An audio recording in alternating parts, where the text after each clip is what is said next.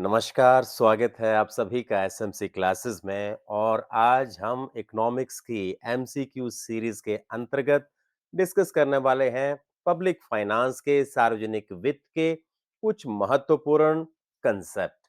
चलिए शुरुआत करते हैं सबसे पहले प्रश्न से। पहला प्रश्न है, भारत में आयकर विभाग का जो मूल वाक्य है, मोटो है, कोशः मूल दंड, कहां से लिया गया है? From where the is the motto कोशः मूल दंड of the income tax department of India taken? ये लिया गया है कौटिल्य अर्थशास्त्र से। दरअसल भारत के एक महान ग्रंथ और उसके रचयिता कौटिल्य, जिन्होंने अर्थशास्त्र की रचना की है, उन्हें चाणक्य भी कहा जाता है, विष्णुगुप्त भी कहा जाता है। उनके अर्थशास्त्र नामक ग्रंथ से ये मोटो, ये वाक्य लिया गया है, कोशः मूलो दंड, जिसका मतलब है कि treasury is the root of the administration. मतलब जो राजकोष है वो सबसे महत्वपूर्ण है किसी भी शासन या प्रशासन के लिए।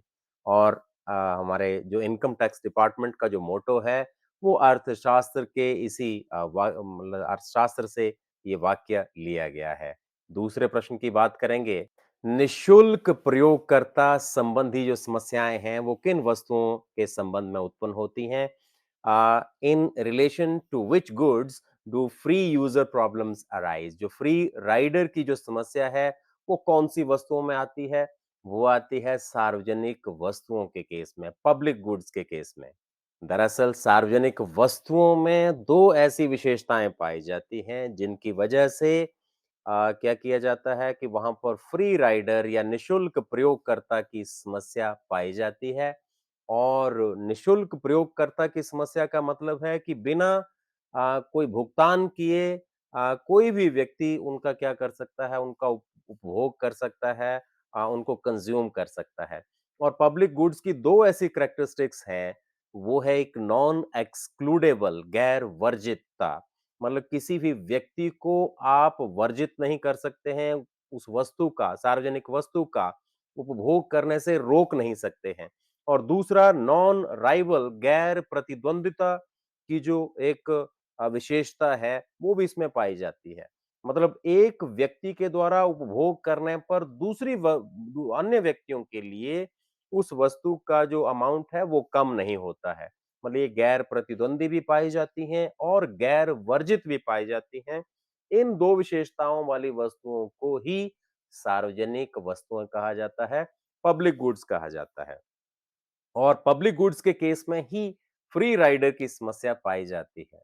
अगले प्रश्न की बात करेंगे। समाज को, सोसाइटी को अधिकतम लाभ कब प्राप्त होगा? The maximum social advantage will be obtained to the society when marginal social sacrifice जो है वो मार्जिनल सोशल बेनिफिट के बराबर होगा। सीमांत सामाजिक त्याग और सीमांत सामाजिक लाभ जब दोनों एक दूसरे के बराबर होंगे, तभी मैक्सिमम जो सोशल एडवांटेज है, अधिकतम सामाजिक लाभ है, वो प्राप्त होगा। इस कंसेप्ट की व्याख्या प्रोफेसर डाल्टन ने की है। अधिकतम सामाजिक लाभ का उनका जो सिद्धांत है, प्रिंसिपल है, उसके माध्यम से उन्होंने बताने की का प्रयास किया है कि जहां पर सोशल जो मार्जिनल सोशल जो बेनिफिट है, मार्जिनल सोशल सैक्रिफाइस के बराबर होगा, सीमांत सामाजिक लाभ और सीमांत सामाजिक त्याग एक दूसरे के बराबर होंगे, वहीं पर अधिकतम सामाजिक लाभ प्राप्त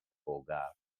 नेक्स्ट क्वेश्चन की बात करेंगे। 15th फाइनेंस कमीशन के 15वें वित्त आयोग के अध्यक्ष कौन हैं? Who is the chairman of the 15th finance commission in India? वो है एन के सिंह। एन के सिंह जो हैं वो 15वें वित्त आयोग के अध्यक्ष रहे हैं।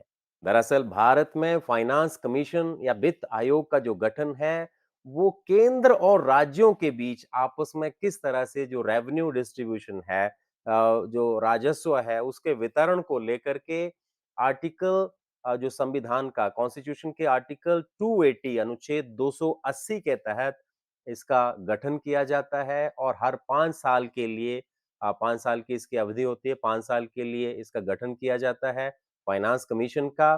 और पहला जो फाइनेंस कमीशन था वो 1951 में श्री के.सी. नियोगी जो थे, जो पहले फाइनेंस कमीशन के प्रेज़िडेंट थे, अध्यक्ष थे और अब तक 15 जो वित्त आयोग हैं, वो गठित किए जा चुके हैं और 15वें वित्त आयोग के जो अध्यक्ष हैं, वो एन.के. सिंह रहे हैं और 15वें वित्त आयोग की जो अवधि रही है, वो 2020 से लेकर के 25 तक रही है। अगले प्रश्न की बात करेंगे, प्राथमिक घाटे से क्या अभिप्राय है? प्राइमरी डेफिसिट मीन्स जब फिजिकल डेफिसिट में से इंटरेस्ट पेमेंट को निकाल दिया जाए, राजकोषीय घाटे में से ब्याज भुगतान को निकाल दिया जाए, तो हमारे पास बचता है प्राइमरी डेफिसिट बचता है, प्राथमिक घाटा बचता है। और राजकोषीय घाटे का क्या मतलब है कि जब हम कुल व्यय में से, टोटल एक्सपेंडिचर में से, उधार को छोड़ करके बाकी सारी जो हमारी रिसीप्ट्स हैं, टोटल रिसीप्ट्स हैं, प्राप्तियाँ हैं, तो उसे हम राजकोषीय घाटा कहेंगे। मतलब कुल व्यय में से यदि उधार को छोड़ करके सारी प्राप्तियों को निकाल दिया जाए, तो हमारे पास फिस्कल डेफिसिट बचता है, राजकोषीय घाटा बचता है। आई होप कि आपको ये छोटा-सा प्रेज़ेंटेशन पसंद आया होगा, ये कलेक्शन पसंद आया होगा। Thanks for watching. नमस्कार। Thank you very much.